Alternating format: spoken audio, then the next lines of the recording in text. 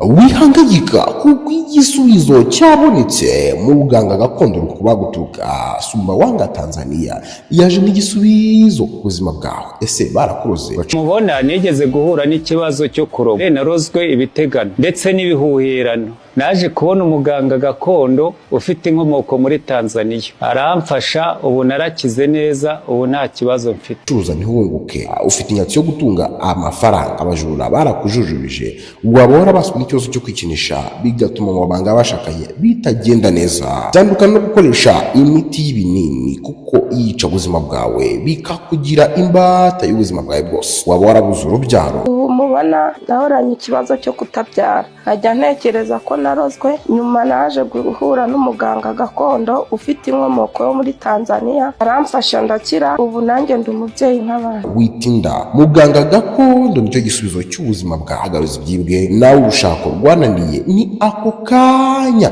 ko bikoraho nko atanga igikundiro n'igitinyiro cyane cyane ku bucukuzi bw'amabuye y'agaciro. Witinya kuko akoresha imiti y'ibimera.